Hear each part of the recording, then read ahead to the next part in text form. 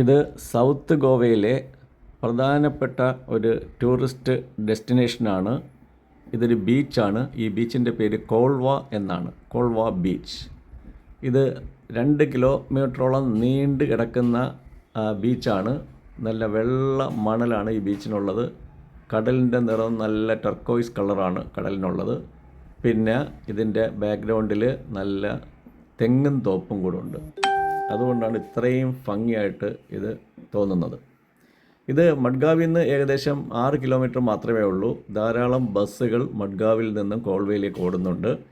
ഏതെങ്കിലും ഒരു ബസ്സിൽ കയറി നമുക്കിവിടെ കോൾവയിൽ വരാവുന്നേ ഉള്ളൂ. വളരെ ചുരുങ്ങിയ ചിലവിൽ നമുക്ക് കോൾവ സന്ദർശിക്കാനായിട്ട് പറ്റും മഡ്ഗാവിലെത്തിക്കഴിഞ്ഞാൽ.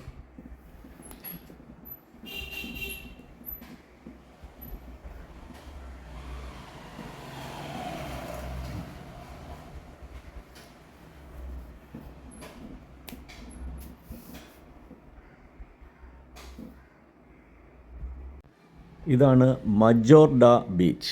കോൾവ ബീച്ചിൽ നിന്നും ഞങ്ങൾ നേരെ പുറപ്പെട്ട് വന്നത് മജോർഡ ബീച്ചിലേക്കാണ്. ഞങ്ങളുടെ ഡ്രൈവർ ആവത് ശ്രമിച്ചു ഞങ്ങളെ ഇവിടെ കൊണ്ടുവരാതിരിക്കാനായിട്ട്. ഇവിടെ എത്തിയപ്പോഴാണ് അതിൻ്റെ കാരണം ഞങ്ങൾക്ക് മനസ്സിലായത്.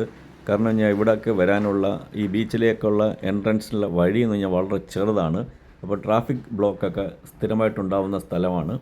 അതുകൊണ്ടായിരിക്കും ഡ്രൈവർ ഞങ്ങളെ നിരുത്സാഹപ്പെടുത്തിയത്. പക്ഷേ ഇവിടെ വന്നപ്പോഴാണ് ഇത് ഏറ്റവും മനോഹരമായ ബീച്ചാണെന്ന് ഞങ്ങൾക്ക് മനസ്സിലായത്. ഇത് വളരെ അധികം തിരക്കില്ലാത്തൊരു ബീച്ചാണ്.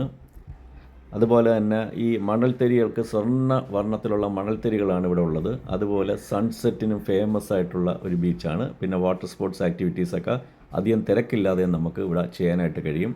ഇവിടെ പാരാസൈലിങ്ങിന് നടത്താൻ പോവുകയാണ്. പാരാസൈലിങ്ങിന് 1500 രൂപയാണ് ഇവിടുത്തെ റേറ്റ് പറയുന്നത്.